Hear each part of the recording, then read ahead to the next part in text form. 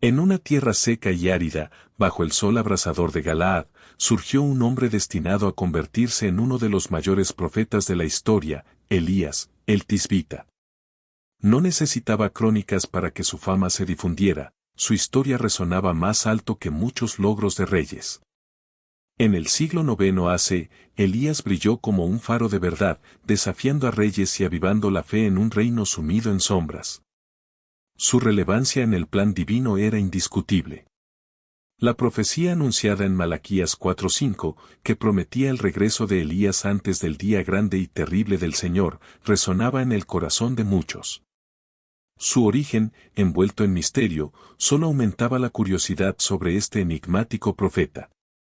A pesar de ser un hombre de pocas palabras, su resistencia física era notable. La Biblia relata en un Reyes 17:1 cómo desafió al rey Acab, anunciando una sequía que caería sobre la tierra. Su acto de correr delante del carro de Acab, desde el monte Carmelo, era un testimonio de su vigorosa condición. Elías vivió una serie de eventos extraordinarios, guiado por Dios en cada paso. Tras su confrontación con Acab, fue llevado al arroyo de Kerit, donde los cuervos lo sustentaron milagrosamente. Cuando el arroyo se secó, Dios lo guió a Sarepta, donde una viuda lo recibió. Allí, en un momento de escasez, Elías pronunció un mensaje de esperanza: la harina y el aceite nunca se acabarían hasta que regresara la lluvia. Esta promesa puso a prueba la fe de la viuda, y cuando su hijo enfermó, su dolor se hizo palpable. Elías, movido por la compasión, intercedió por el niño, y la vida volvió a él, reafirmando su misión profética y la misericordia de Dios. Más tarde, Elías enfrentaría otro desafío monumental en el monte Carmelo. La tierra estaba asolada por la sequía, y Dios lo envió a presentarse ante Acab, prometiendo lluvia. Este momento preparaba el escenario para un enfrentamiento decisivo entre la verdadera fe y la idolatría. Mientras Acab enfrentaba la hambruna en Samaria, Abdías, un fiel seguidor del Señor, protegía a los profetas de Dios. Elías, consciente del peligro, se presentó ante Acab, quien lo acusó de ser el causante de los problemas de Israel. Elías, firme, propuso un desafío: reunir a todo Israel y a los profetas de Baal para demostrar quién era el verdadero Dios. El monte Carmelo se convirtió en el escenario de esta intensa confrontación. El pueblo estaba dividido y Elías los desafió a tomar una decisión clara: seguir al Señor de Baal. Los profetas de Baal, en un acto de desesperación, clamaron a su Dios desde el amanecer hasta el mediodía, pero sus súplicas quedaron sin respuesta. Elías, observando su fracaso, reconstruyó el altar del Señor y preparó un sacrificio. Luego, saturó el altar con agua, haciendo el desafío aún más impresionante. Cuando llegó el momento, Elías oró al Señor, y el fuego descendió del cielo, consumiendo todo: el sacrificio, la leña, las piedras e incluso el agua.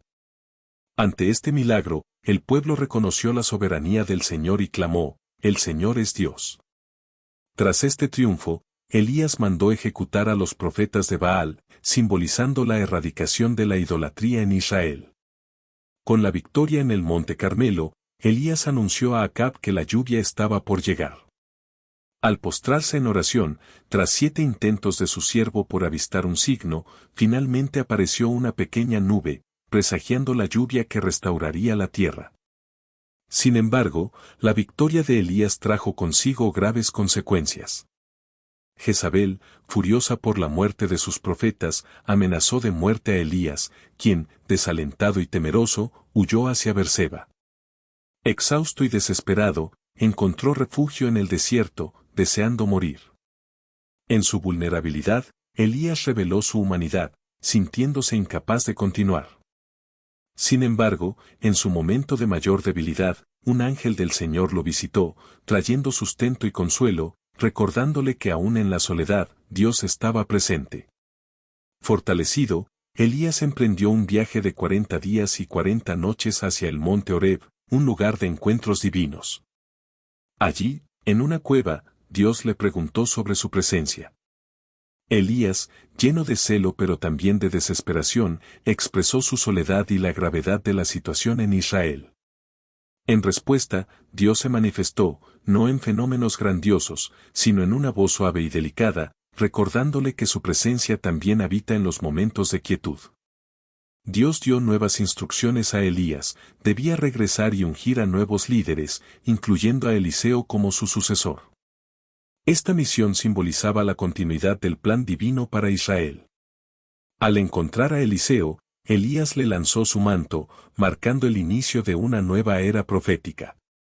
Eliseo, reconociendo la gravedad de su llamado, dejó atrás su antigua vida para seguir a Elías.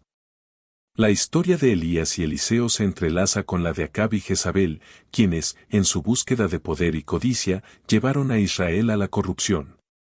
La historia de Nabot y su viña es un claro ejemplo de la injusticia que prevaleció.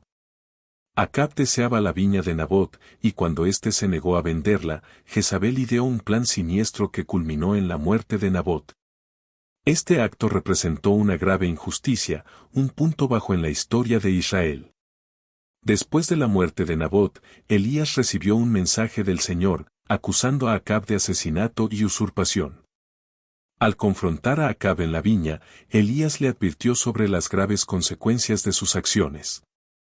A pesar de su carácter, Acab mostró signos de arrepentimiento, rasgándose las vestiduras y vistiéndose de saco.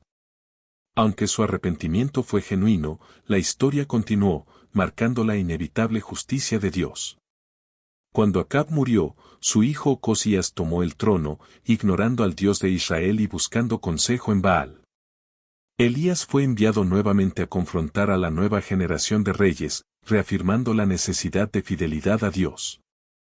A través de su vida y sus acciones, Elías se convirtió en un símbolo de resistencia y fe en medio de la adversidad, un legado que perduraría en la historia. Si te ha gustado esta historia y quieres conocer más sobre figuras bíblicas y sus lecciones eternas, no olvides suscribirte al canal. Tu apoyo es vital para seguir explorando juntos estas narrativas que nos enseñan sobre fe, justicia y la inquebrantable presencia de Dios en nuestras vidas.